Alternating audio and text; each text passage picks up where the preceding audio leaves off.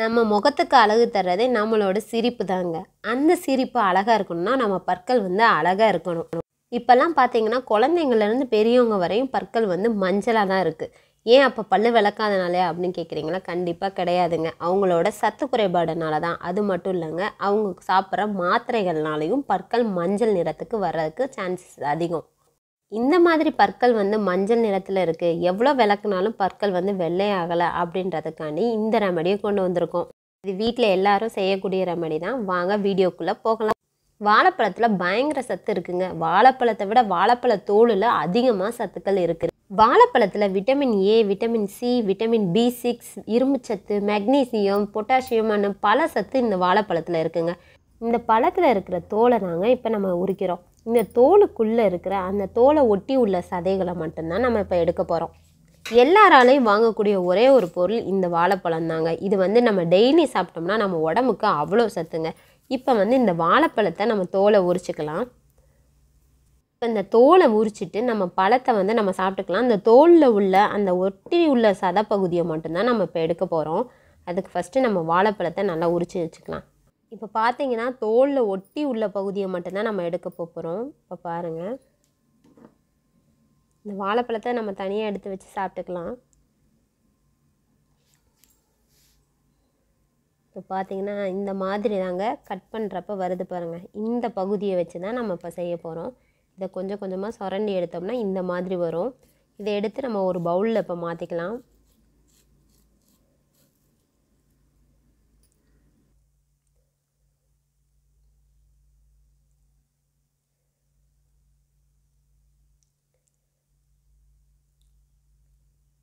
இப்போ இந்த அளவு நம்ம எடுத்தாச்சு. இனிமேல் இந்த வாழைப்பழத்தோல் தேவையில்லை, ஏன்னா இந்த வாழைப்பழத்தோலில் இருக்க எல்லா பகுதியும் எடுத்துட்டோம். இவ்வளோ தான் வந்துச்சு. இதோட நம்ம 1/2 ஸ்பூன் உப்பு சேர்க்குறோம். உப்பு பார்த்திங்கன்னா நம்ம பல்லில் இருக்க கிருமிகள் எல்லாம் அழிக்கக்கூடியது, அதனால் உப்பை சேர்க்குறோம். அதே மாதிரி தான் எலுமிச்சம்பழம். இந்த எலுமிச்சம்பழத்தில் அரை பழத்தை நம்ம சேர்க்குறோம்.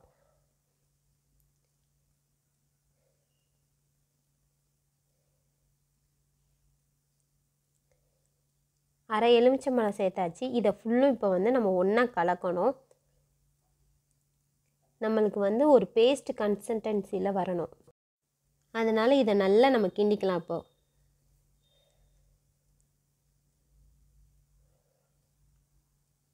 இப்போ பார்த்தீங்கன்னா அந்த மாதிரி ரெடி பண்ணிட்டோம். இப்போ இதோட இன்னொரு பொருளையும் ஆட் பண்ண போகிறோம். வேறு ஒன்றும் இல்லைங்க, நம்ம டெய்லி யூஸ் பண்ணுற பேஸ்ட்டு தாங்க. இப்போ வந்து நான் பேஸ்ட் எடுத்திருக்கேன். இந்த பேஸ்ட்டில் நம்ம கொஞ்சமாக எடுத்து போட்டால் போதும்.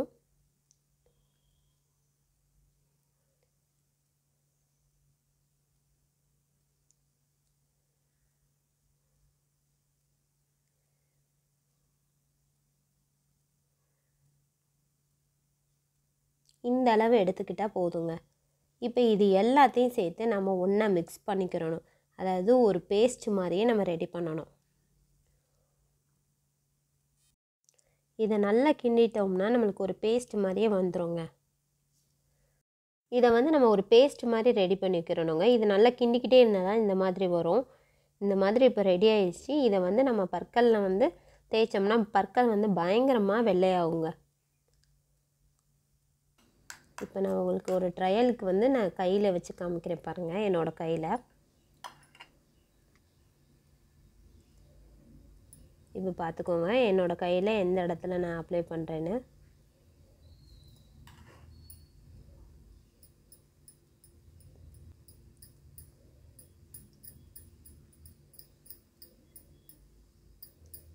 என்னோடய கை கருப்பு தான். அந்த இடத்துல நான் தேய்ச்சி காமிச்ச பிறகு அந்த கலர் வந்து எப்படி சேஞ்ச் ஆகுதுன்னு நீங்களே பார்க்கலாம்.